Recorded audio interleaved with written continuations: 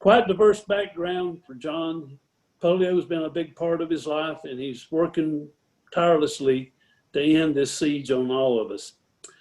Thank you very much, John, for being here today. We really appreciate it. I really appreciate the opportunity to talk to you today about polio, post-polio syndrome, and really what now is the 4 P's of my life. I've added the PIN fundraiser. And I want to point out at the very beginning that although I'll be talking about some negative issues in my personal life with polio, I do so representing more than 2 million polio survivors here in North America and more than 20 million polio survivors throughout the world. And that life is good, and no matter what the future holds for me physically, I truly am one of the lucky ones. Polio was one of the most feared infectious diseases in the 20th century. If we were back in the 50s, before the Salk vaccine, and we were gathered together in person, and one of us was contagious with polio, many would have left and gone home and gotten polio and given it to their friends and family. That's how contagious polio is.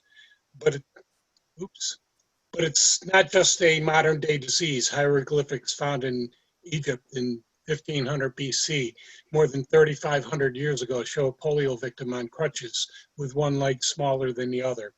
So we fast forward to the summer of 1953, where hospital polio wards were filled with the dreaded iron lungs that help polio victims breathe. And excuse me.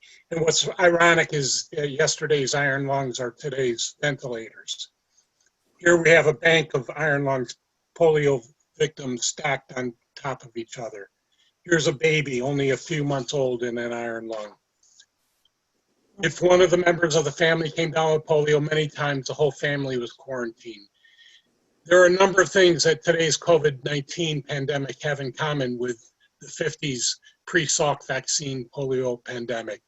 Scientists actually knew less about polio back in the 50s than today's scientists know about coronavirus.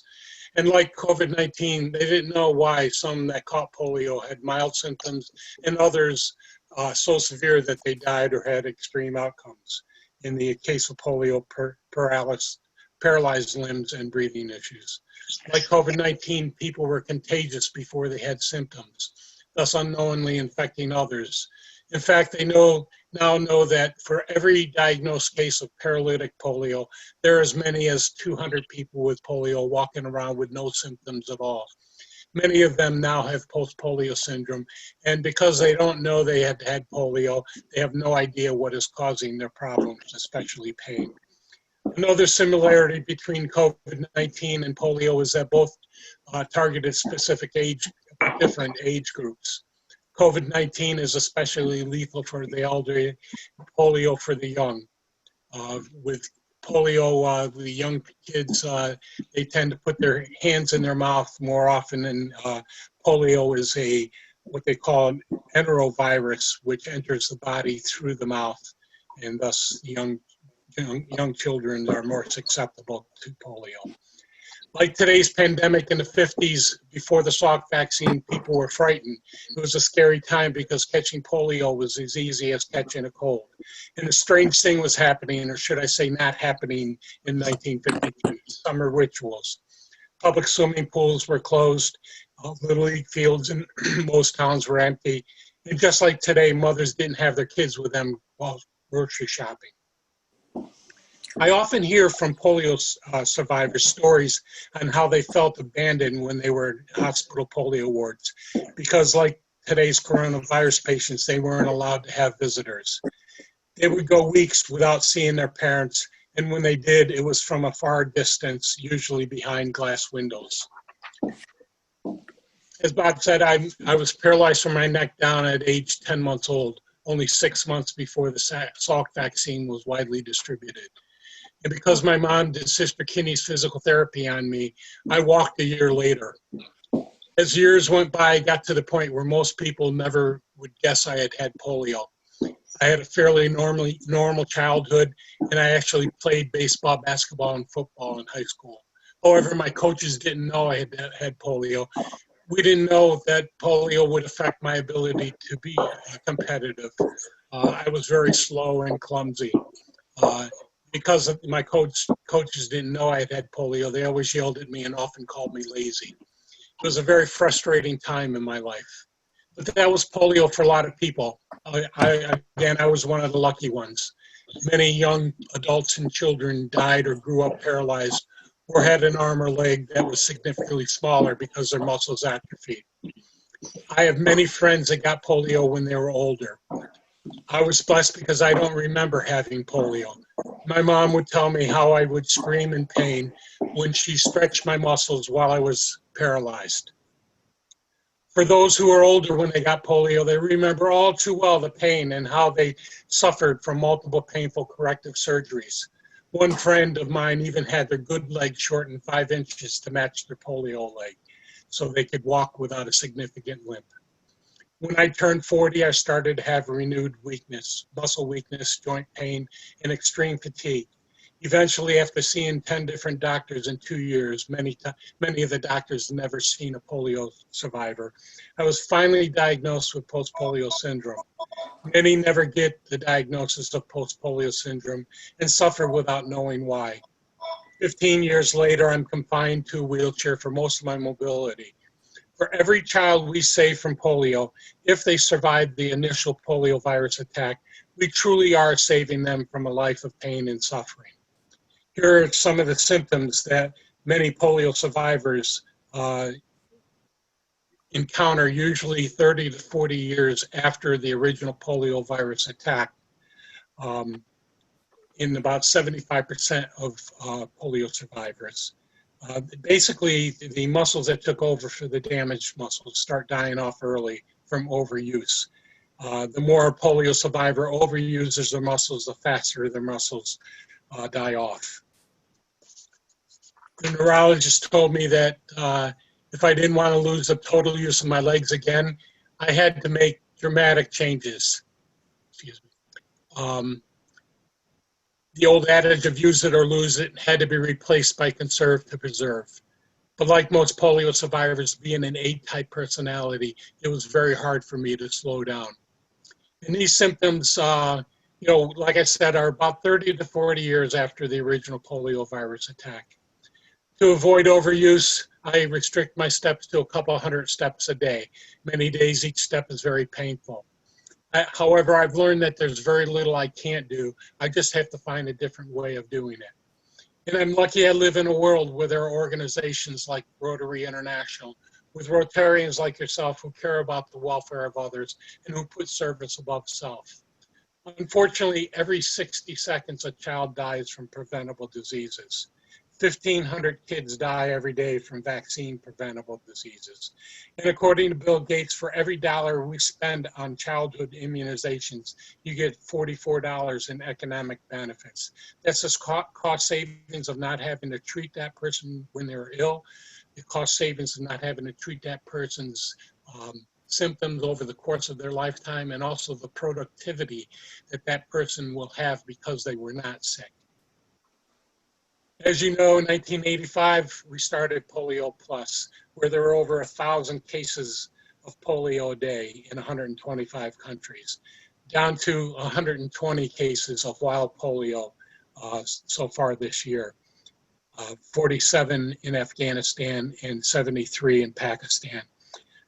Because Pakistan and Afghanistan and most of the developed countries have not been able to vaccinate because of the COVID-19 pandemic, I actually expected these numbers to be higher.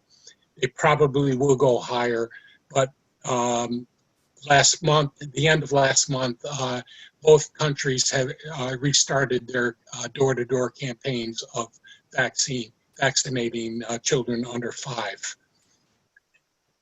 So we have great news. August 25th was a great day for all Rotarians. Nigeria being polio-free, wild polio-free for 4 years. All of Africa was declared wild polio-free. Nigeria overcame tremendous obstacles to accomplish this feat, proving wild polio can be defeated. Rotary and its world partners have vaccinated more than 4 billion children, many by dedicated Rotarians during National Immunization Days. Okay.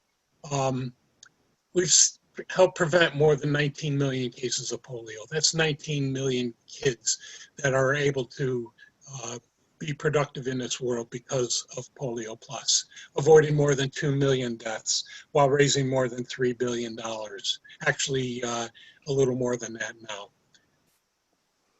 But until polio is eradicated, it is a world threat. And because there's no cure for polio, vaccination is the only protection that we have. This is a 24-hour period of flights in the world pre-COVID. I feel that each line is a plane flight. I feel that this map proves how COVID-19 spread so fast throughout the world. You can hardly see North America and Europe on this map.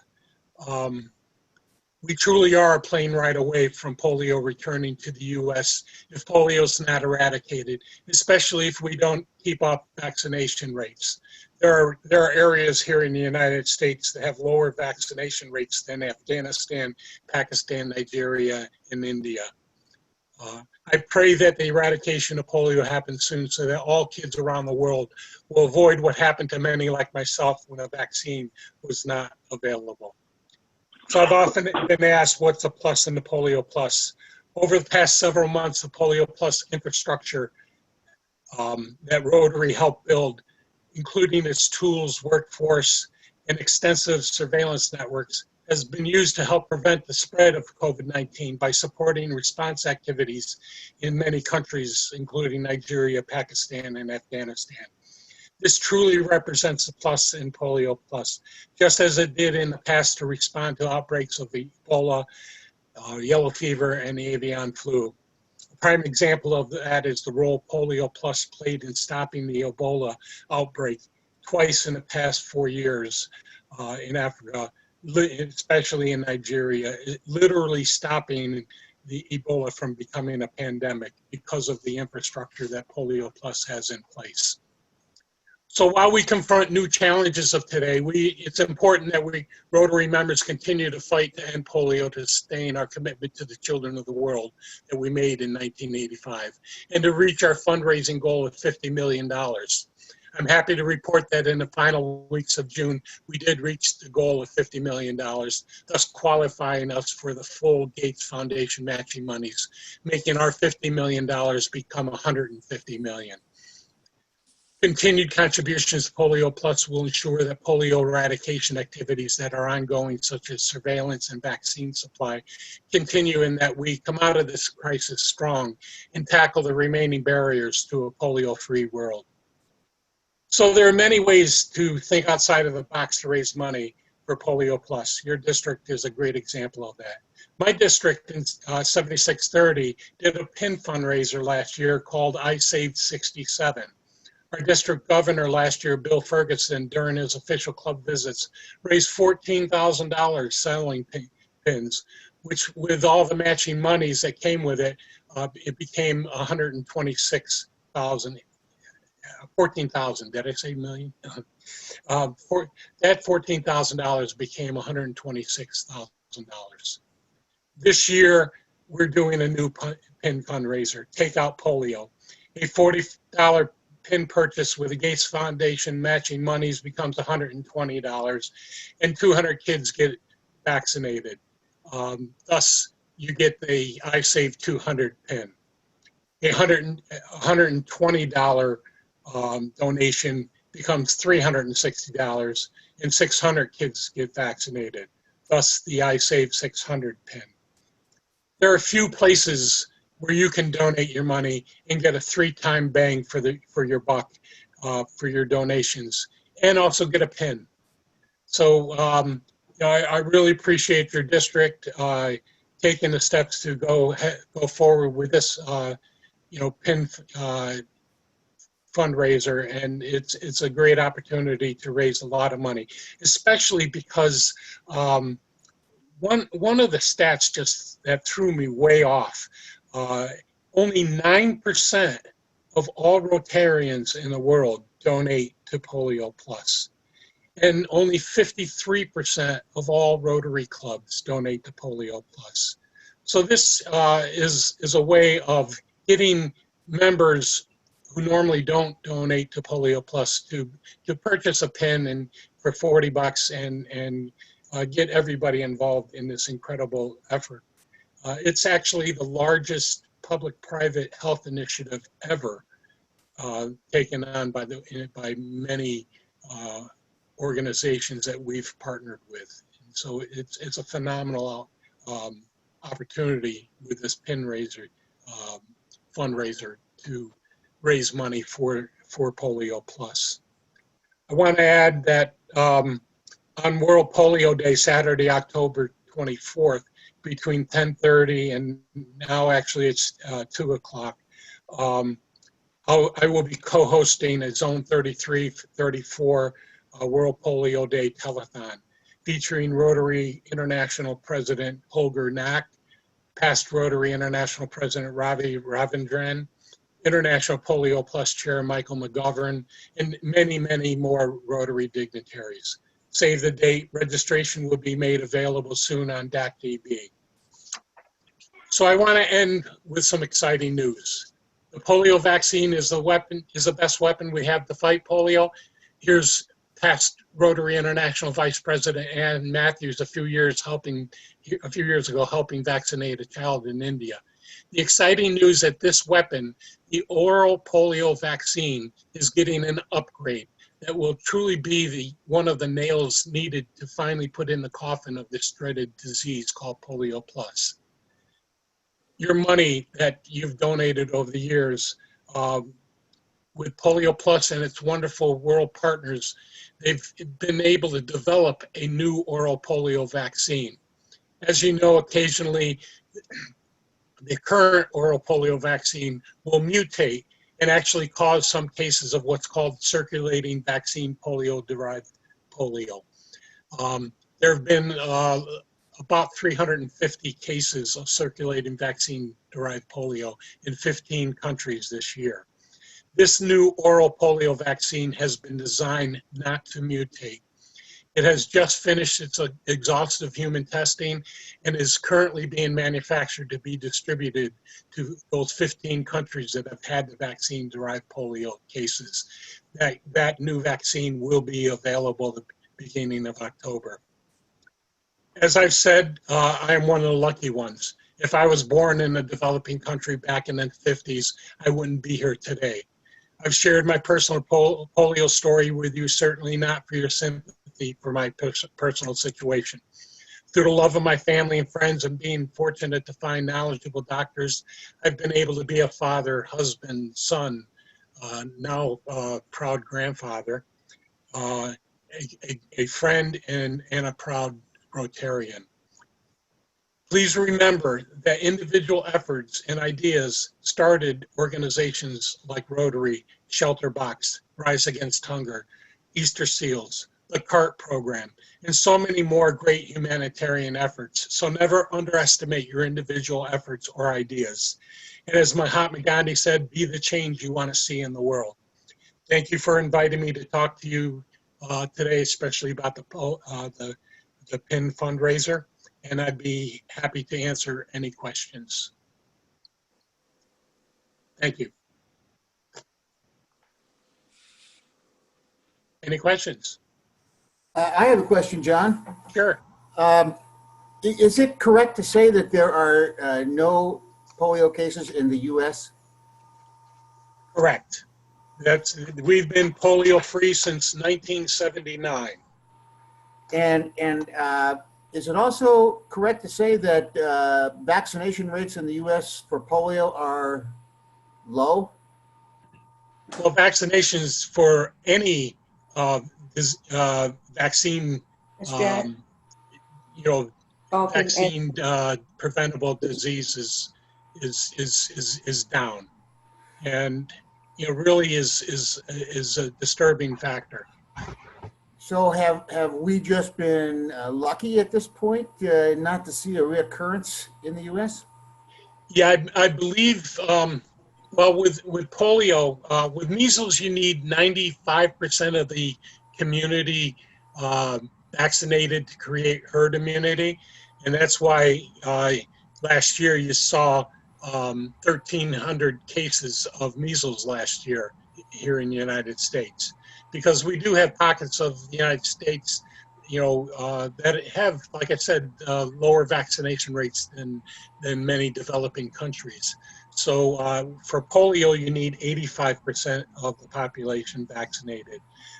I believe in most areas we do have herd immunity, which is probably why we've been able to avoid cases of polio here in the United States. But it's starting to get scary. The anti-vaxxers are really very organized, a very well-oiled machine. They use the internet extremely well. They're actually still using an autism study that was, totally, torn apart by science, by Dr. Wakefield. Well, actually, they stripped him of his title of being doctor in England. However, it was in publications in 1999 throughout the world that autism causes, vaccines cause autism. When that study was proven to be,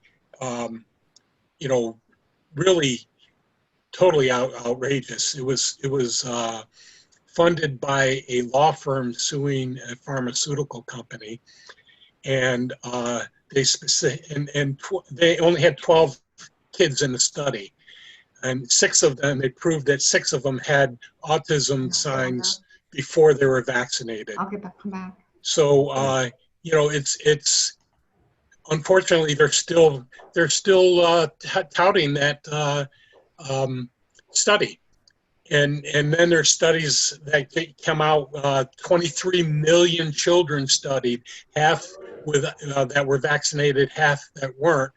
And the half that were not vaccinated have a higher rate of autism. Now that's a scientific study. So we need to get the word out. We need, to talk about how important it is to vaccinate. On the back of my wheelchair, I have a sign that says, 67 years later, this is what polio looks like when a child's not vaccinated. I start getting, I get a number of conversation starters out of it. And I've had a number of conversations with people who are, vaccine hesitant. And it's a difficult sell because they read partial things. This vaccine has mercury.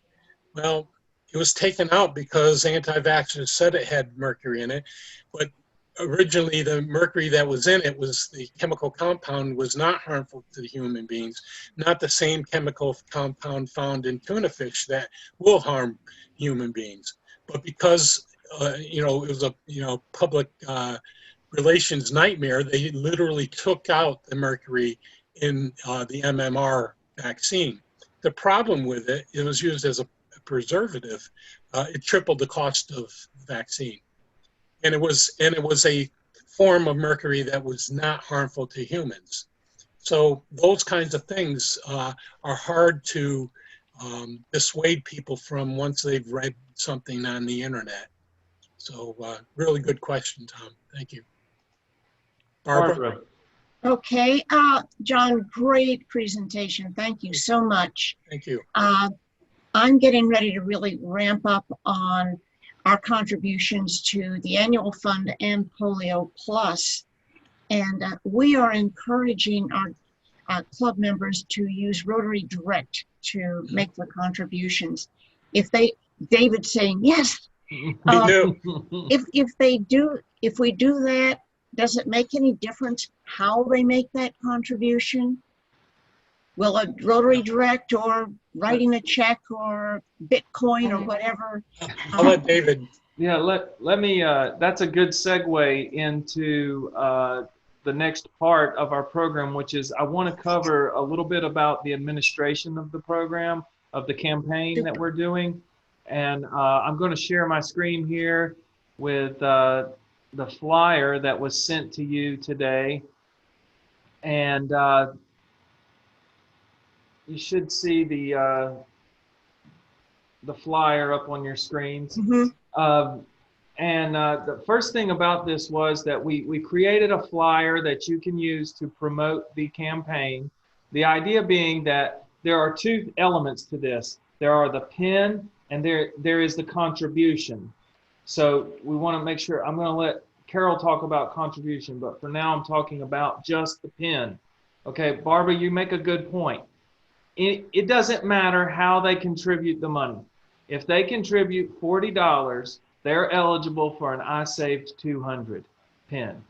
If they contribute $120 or more, they're eligible for the I Saved 600. And that's how they work. So what we're asking the polio chairs to do is to, work with your club, determine how many pins you need, and then take an order for those, put down an order for those pins, and you'll have to pay $2 per pin. So maybe the club would pay, or maybe the individual. That's up to you guys. But you have to put $2 per pin to cover the cost of the pin, and $8 for shipping. And that's for up to 100 pins. It doesn't matter what mix of pins. So you fill out this form, and you put, the person we're sending it to, their address, their club, and the number of 600 pins you want, the number of 200 pins you want, and multiply those times $2 and add $8 for shipping, and that's how much you put that in an envelope and you send it to John, and he takes care of, he's going to send you the pins, and then you hand out the pins to the club members who are eligible. Again, does that answer your question somewhat now, Barbara? Yes, Okay. thank you. So with that, having covered this, you see that there are two parts. There is the flyer, and then there is the form you fill out. The form, you can share the flyer all you want. Just share it anywhere you want. But the form, I want you, as polio chair or foundation chair or president of your club, only one person needs to fill out the form and send it to John to eliminate confusion. Just one form per club. Now, we're going to do this in a phase 1. So we're going to do that this fall, and we'll see what we get. And then if we need to do another one in the spring, we can revisit it and, to clean up any additional pins that we need to order. Okay. Now with that, I would like to ask Carol, our district foundation chair, if she would explain the contribution side of things. And I'm going to put up the contribution form unless she has it already. No, you put it up. You can go ahead and put it up. Thank you. I'll put it up. And let me get it. There you go. There it is. Oh, okay, good. I just so happen to have that. Carol, aren't I so prepared? I don't even know that I'm prepared. Go ahead, Carol. Go. Okay, so I think the most important thing that I need to point out is that contributions, the $40 goes to Rotary International, the $2 goes to John. So you're going to be writing 2 different checks for this campaign. This is an individual contribution form. You're going to be seeing later this week that we're going to be talking to everybody in the district about Rotary Direct individual contribution forms, but there's also a multi-person contribution form that lists a number of people that you can list your whole club if you want to. For instance, some clubs do fundraisers for polio, and then they allocate it to every person in their club at whatever amount. Let's say they have a fundraiser and they raise $10,000, and then they divide it by the number of members, and they make that polio contribution that way, and they'll use the multi-person contribution form. This can be given to anybody in your club, however, and they can fill it out themselves and send it in. The most important thing to do is number 2, which is the designation. You've got to make sure that they X that box that says Polio Plus Fund. so that that's where it goes. They won't know that. They'll know that they're an individual. They'll know their name and all that other stuff, and they may know what district it is. They may not even know that, but they will know that this is, they need to make sure that they are checking the box that says Polio Plus, and then they have to determine whether they're going to use a credit card or whether they're going to be sending a check with this. There's no recognition probably for this $40, so they can skip number 4, but they do need to fill out the bottom that says that they're completing the form. And down there at the very bottom, it says mail, quote. This is critical. If you send it to the wrong place, it's going to get lost. Do not send it to Rotary Office 1. You send it to 14280 Collection Center Drive in Chicago, Illinois, and that's the drop box, the deposit box that goes directly into the bank. So don't lose track of where it needs to go, right down there on the bottom where, David, I don't know if you can enlarge that, but that's a critical thing for people to be able to see. We had bunches of clubs that sent donations to Rotary 1 during COVID, and they weren't opening the mail because they aren't at Rotary 1. So you need to be sure to send it to the collection center, which is 14280 Collection Center Drive, so that it goes directly into the bank and it gets accounted for. So are there any questions about this? Most of you should be pretty familiar with this form, but if you're going to be giving it to the people in your club because you're working remotely, you may want to take the form out before you give it to them and fill in the district number just to help them, or check off Polio Plus just to help them. But other than that, they should be able to fill it in themselves. You might want to highlight, when I send this to somebody, I use a yellow highlighter and highlight the address so that they'll know that's where they have to send it. And that will be very important. Do not send them the page 2, because the governor included the Paul Harris Fellow Recognition Transfer Form. If you have the capabilities with Adobe, just delete that page, because that's just going to confuse them, or put a big X through it because they don't need to use that at all. Questions? Anybody have questions about how to submit their payments? I have something to add to that, if you don't mind. Go ahead, John. Okay. The way I find the easiest way to donate is to call their phone number and donate over the phone with a credit card. And this way you don't have to fill out a contribution form. And the most important thing is to let them know it's for polio. Then that number I'll put in the chat box that I use. And well, it's I think it's also on this form, but I do want to say to you that we think that the easiest way to do it is Rotary Direct. You know, without a doubt. Yeah. And then it's really done for sure, and we don't have to tie up Rotary. But the number's right here: 1-866-976-8279.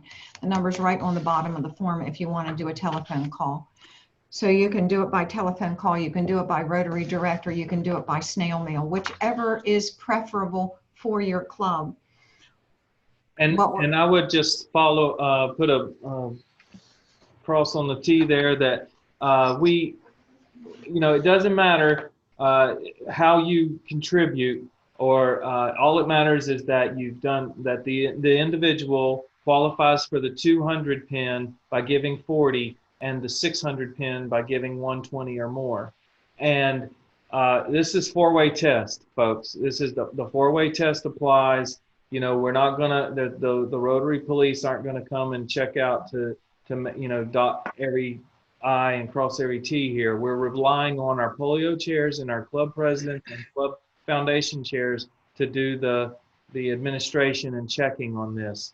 However, the idea is we want to raise awareness. I know John is very passionate in his polio activism, and we want to honor him and honor all polio survivors, honor polio, those who may get polio in the future. We want to prevent that, and the best way we can do that is to be an honorable philanthropist and contribute in this proper way. If you have any kind of questions or concerns with it, you can always reach out to me. You can reach out to District Polio Chair Bob Miller. You also have District Foundation Chair Carol King. So you have resources if you need it. You have your AG, your Assistant Governor for your club can also help you out. Wayne, did you have a question? Did I see your hand up? Yes. Yes, I do have a question concerning whether there's a cutoff or a deadline for getting the money to Rotary and getting the pen orders to John. It's a good question, Wayne. So for this phase one thing, I think we're going to try to have everything done before February, so January 31. And then, so if you could have everything, done by then, that would be great.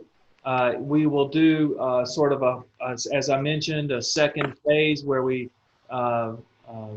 do some cleanup, because we're gonna have some people say, well, I want to give later or whatever, and we want to be able to get them a pen as well. So we can do another one in the second quarter of 2021. David, Governor David, I do want to add that we always have a promotion for Giving Tuesday, which is the Tuesday after Thanksgiving, and we'll be promoting polio and share. They can do either one. Of course, we're going to be asking for more money. We'd like to have $100, and we'd like to have it be on Rotary Direct. But we will do another promotion, Wayne, just to answer your question. That'll be the November Giving Tuesday thing. And hopefully, we'll have a lot of participation then. Peter, you had a question? Well, actually, I have a comment to make. Sometimes asking for $100 at one time gets to be difficult, especially when there isn't a day that goes by that your mailbox isn't filled with requests for every worthy charity known to man. I had a suggestion. I think I presented this last week when Governor David came to our meeting. It was the visit to our club in Brevard. And I said, now that we're meeting, it was a rare meeting in person, but almost all of our meetings now are on Zoom, as I assume most of you are. We're not paying for a lunch. We're not paying tips to the servers. And I suggested that instead of that, at our weekly Zoom meetings, we put a little cup beside a tip jar. And what we would have given to the server for our meal, we put in that jar. Now, I did a little math. I'm an engineer, so I can't help myself. We have 39 weeks left in the year, the Rotary year. We have 14 members in the club. If we did that for the remaining 39 weeks, it would be over $1,000 that we would contribute to Polio Plus. Now, I did the math also for the district, and it comes out to about $168,000. Now, if Bill and Melinda are so generous to match that 2-to-1, they will. That's $500,000 that our district would be donating to Polio Plus. So a simple thing like a $2 tip per week for every Zoom meeting that we have for the rest of this year could really add up. Now, how many districts do we have? In how many countries? So you could see that this can multiply pretty quickly. Yeah, Peter, it's a fantastic, fantastic suggestion, and I could only add to it just one way, and that is with Rotary Direct, you can do exactly that, and you don't even need the cup or to sit there. You can add $5 a week, $25 a quarter, whatever you want to do. We have total control over it, and I know another thing people aren't doing a lot of is flying right now, but you can accumulate frequent flyer points by using your credit card. So there are lots of benefits to Rotary Direct. And so I would encourage that. I do want to respect everyone's time. I've got a couple more things I want to speak about. These documents are available on the Visionary Library on Rotary7670.org on our district website. They're available on DACDB as well. They're under Visionary Leaders Library, and there's a subcategory called Polio. So we'll have the documents available there. I want to encourage you to, John brought up the October 24th World Polio Day. You know, please tune into the telethon, but also encourage your clubs, and I know many of you have already, encourage your clubs to do something special for World Polio Day. You know, one thing that you could do if you haven't got a plan yet and you're worried about something to do, organize a world's greatest meal. Put a few people together, have a meal together in a safe and manner, and raise, you know, a few bucks for polio. You could do $20 per person or something like that. And if you, John, maybe you can tell us the website for that, World's Greatest Meal. What is the website, John? It's wgmeal.com. wgmeal.com. It stands for worldsgreatestmeal.com. And another wonderful polio activist, Suzanne Ray, great friend of mine, great friend of John's. Many of you have met her. She's fantastic. She's the brain child behind the World's Greatest Meal. So October 24th, make sure you have an event, and you'll get some points if you some good points if you'll register your event on Rotary International's website. So if you'll log into rotary.org and register, sign in, you can register your club's event there. They're asking that we do that for World Polio Day. I've mentioned everything I wanted to mention. If there's anything else for the good of Rotary and eradicating polio, I would be happy to entertain that. And I'm just so thankful that so many people joined us today and we had a good turnout. Thank you for inviting me. John, Nanni, that's what I want to say. Thank you. John is a tireless champion, you know, a tireless champion. And Bob Miller, thank you so much for starting this whole ball rolling and getting it going. Bob is, if you have any questions, I really want to refer you to Bob. Bob's been around for a while. Is that okay for me to say that, Bob? Bob's been around. He's been around a while and he knows a lot, and he really is a champion for polio. So we're so glad that he's taken this leadership role this year. So thank you for that, Bob. We appreciate you. Even though it says Sabine, we know you're Bob. Yeah. Thank you so much, John, for being here with us and helping us with this campaign. This is going to be a great way for us to kick off our polio giving this year, and I just appreciate so much that you not only shared it with me by email, but you came and shared with us in person and made time in your day.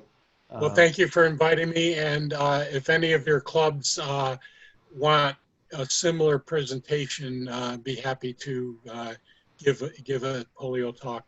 I had a few other things. I changed it around for this meeting, but thank you, because some people have been asking me that, John. So you still are available if we want to do individual. Absolutely. Terrific. Absolutely. Okay. I've been all over the world. It's been a lot of fun. And never left home. It was a really cheap trip. Exactly. Exactly. I'm actually thinking of doing a virtual fundraiser for polio, asking for like 5 cents a mile of all of the polio talks that I'm doing, via Zoom on the, and adding up the miles of what it is from here to Afghanistan, or I'll be doing one next week in Australia. But what really encourages me and really drives me are all the people, all the Rotarians who have no affiliation with polio at all, that are so dedicated to Polio Plus, and I really appreciate it. And they're the ones that drive me to do more. Thank you so much for your efforts. Rotarians are special. There's no doubt about that. With that, that's a fine way for us to top off our afternoon. Thank you for logging in today, and let's take out polio. And exactly. Thank you, District 7670, for making this campaign a success. Everyone, we're adjourned.